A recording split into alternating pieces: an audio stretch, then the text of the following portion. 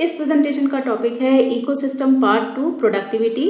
और इस प्रेजेंटेशन में हम छोटे छोटे टॉपिक डिस्कस करेंगे, जैसे primary productivity, secondary productivity, gross और नेट प्रोडक्टिविटी। तो इस तरह के छोटे छोटे टॉपिक हम इस प्रेजेंटेशन में कवर करेंगे।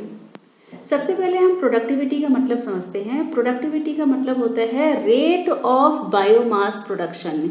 कितना मैटर बन रहा है किसी इकोसिस्टम में, कितने प्लांट्स हैं तो फोटोसिंथेसिस कितनी हो रही है, हर साल पर स्क्वायर मीटर एरिया में कितना टोटल बायोमास बन रहा है उस पर्टिकुलर एरिया में, तो उसे हम प्रोडक्टिविटी कहते हैं इकोसिस्टम की।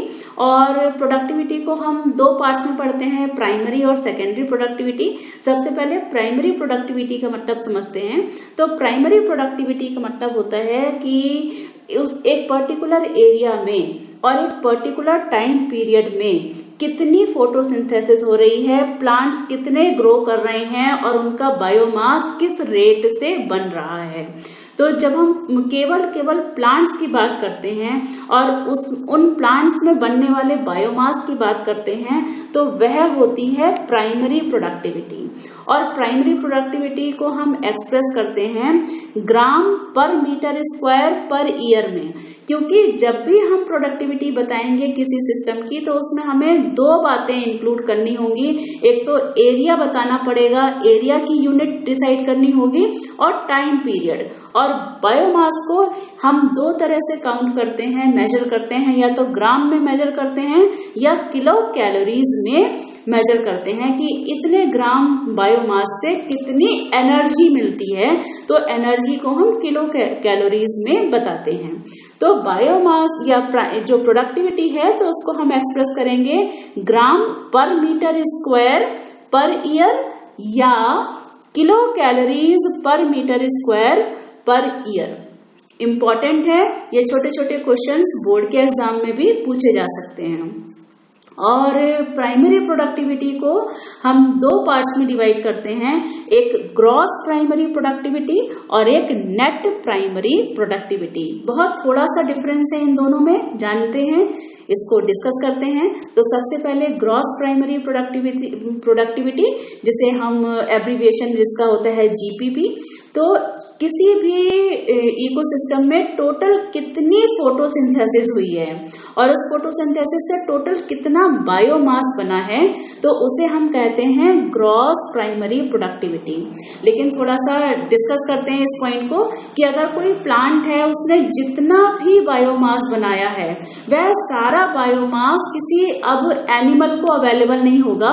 उसमें से कुछ बायोमास वो अपने लिए भी यूटिलाइज कर लेगा, क्योंकि वह प्लांट खुद भी रेस्पिरेशन कर रहा है और उस प्लांट में भी कोई ना कोई जो लाइफ प्रोसेसेस हो रहे हैं, उसमें भी कुछ ना कुछ बहुत सारे प्रोसेस हो रहे हैं और उन प्रोसेस को में भी बहुत सारी एनर्जी यूटिलाइज कर रहा है वह प्लांट।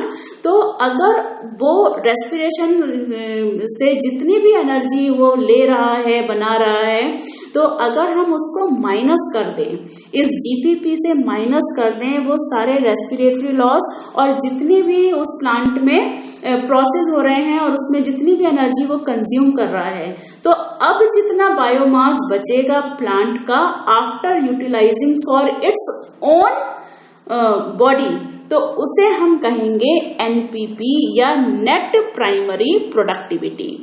तो और ये जो नेट प्राइमरी प्रोडक्टिविटी है, ये ही अवेलेबल बायोमास है फॉर द अदर ऑर्गेनिजम्स। अगर हम एक हिरन की बात करते हैं फॉरेस्ट में, तो हिरन को अब केवल उतना बायोमास ही अवेलेबल होगा हिरन के लिए कि जितना प्लांट ये जो नेट प्राइमरी प्रोडक्टिविटी से में बचेगा, क्योंकि प्लांट अपने आप को मेंटेन करने में भी कुछ एनर्जी यूटिलाइज करेगा, जो एनर्जी उसने फोटोसिंथेसिस से बनाई है। तो बहुत माइनर डिफरेंस है, लेकिन इम्पोर्टेंट डिफरेंस है। मुझे पूरी उम्मीद है कि हमारे स्टूडेंट्स को ये दोनों टर्म्स के बीच का डिफरेंस समझ में आया होगा। तो टोटल एनर्जी जो भी बनी है फोटोसिंथेसिस के दौरान, वह है ग्रॉस प्राइमरी प्रोडक्टिविटी। और इस एनर्जी में से जितना प्लांट ने अपने लिए यूटिलाइज किया, और अब जो भी एनर्जी बची है for the other water level in the ecosystem. जो हेटेरोट्रॉफ्स हैं उनके लिए अब जितनी एनर्जी बची है वह है नेट प्राइमरी प्रोडक्टिविटी। तो अब सेकेंडरी प्रोडक्टिविटी क्या है? तो अब इस प्लांट को अब कंज्यूमर्स खाएंगे, तो अब कंज्यूमर्स के बायोमास बनेंगे, तो अब उनके बायोमास किस रेट से बनेंगे, तो उसको हम कहेंगे सेकेंडरी प्रोडक्टिविटी। तो ये छोटे छोटे टर्म्स हैं, बहुत ही कंफ्यूज करते हैं स्टूडेंट्स को, तो यहाँ हमने उन सभी टर्म्स को समझाने की कोशिश की है। अब हम प्राइमरी प्रोडक्टिविटी को अफेक्ट करने वाले फैक्टर्स डिस्कस करेंगे।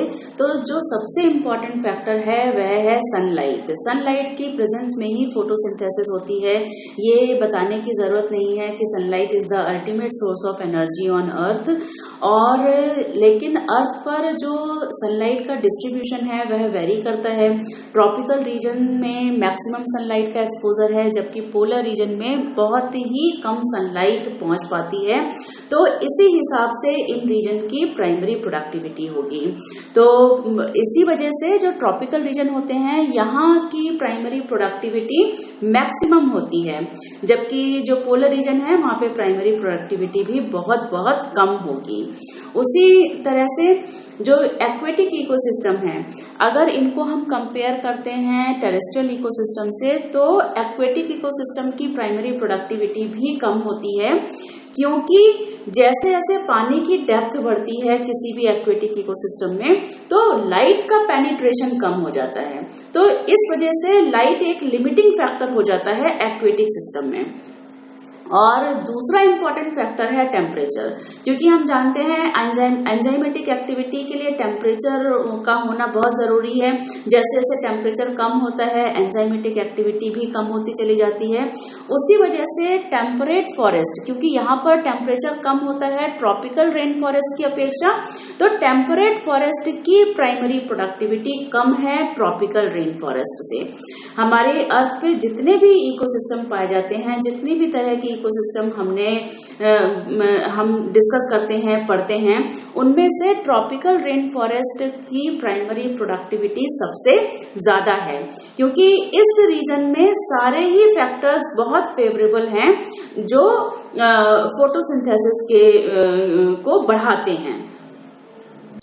तीसरा फैक्टर जो प्राइमरी प्रोडक्टिविटी को अफेक्ट करता है वह है मॉइस्चर, या किसी जगह पर होने वाली बारिश या रेन।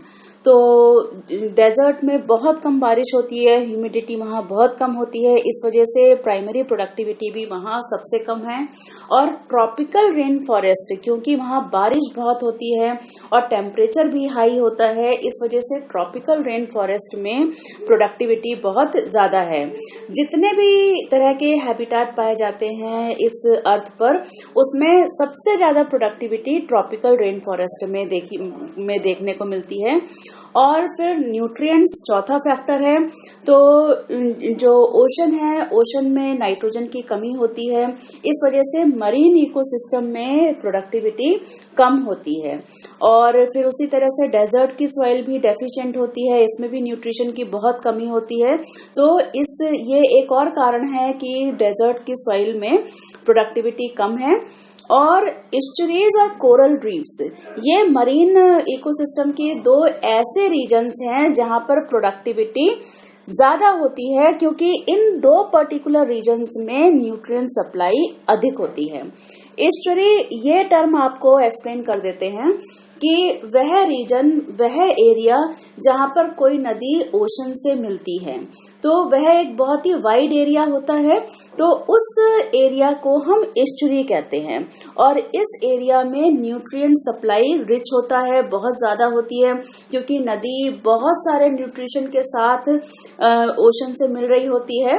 तो इन रीजन्स में मरीन के ही ये इकोसिस्टम है, लेकिन उसके बावजूद भी ये दो रीजन्स में न्यूट्रिएंट सप्लाई अधिक होने की वजह से यहाँ पर प्रोडक्टिविटी ज्यादा होती है। छोटे छोटे पॉइंट्स हैं, कंपटीशन की तैयारी कर रहे हैं तो कॉम्पिटिटिव पॉइंट ऑफ व्यू से ये बहुत इंपॉर्टेंट पॉइंट्स हैं, इनको याद रखिएगा। और पांचवा जो फैक्टर है प्राइमरी प्रोडक्टिविटी को अफेक्ट करने वाला, वह है फोटोसिंथेटिक एफिशिएंसी ऑफ प्रोड्यूसर्स। ये सारे तो एनवायरमेंटल फैक्टर हो गए जो अभी तक हमने डिस्कस करे, लेकिन प्लांट की भी अपनी एक एफिशिएंसी होती है जिस एफिशिएंसी के साथ वह फोटोसिंथेसिस करता है। तो फोटोसिंथेटिक एफिशिएंसी भी एक इम्पॉर्टेंट फैक्टर हो जाती है प्राइमरी प्रोडक्टिविटी को डिफाइन करने के लिए। तो जैसे हम दो तरह के प्लांट्स पढ़ाते हैं जब हम फोटोसिंथेसिस डिस्कस करते हैं, C3 और C4। तो जो C4 प्लांट्स होते हैं वह ज्यादा प्रोडक्टिव होते हैं। बहुत ब्रीफ में यहाँ पर एक्सप्लेन करेंगे। C4 प्लांट्स में कुछ ऐसा मैकेनिज्म होता है जिस मैकेनिज्म की वजह से वह फोटो रेस्पिरेशन को प्रिवेंट कर पाते हैं। फोटो रेस्पिरेशन एक बहुत ही वेस्टफुल प्रोसेस है जिससे प्रोडक्टिविटी किसी प्लांट की बहुत कम हो जाती है। तो C4 प्लांट्स में फोटो रेस्पिरेशन नहीं होने की वजह से ये फोटोसिंथेटिकली ज्यादा एफिशिएंट होते हैं in comparison to C3 plants. तो ऐसा ही एक C4 प्लांट है शुगर केन, गन्ना जो होता है। तो जितने भी ह्यूमन जितनी क्रॉप्स को बनाता है, सो करता है, तो उनमें से शुगर केन जो है ये one of the most productive crop है। तो ये इसीलिए है क्योंकि ये एक C4 प्लांट है। तो ये कुछ हमने इम्पोर्टेंट फैक्टर्स डिस्कस करे जो प्राइमरी प्रोडक्टिविटी को अफेक्ट करते हैं।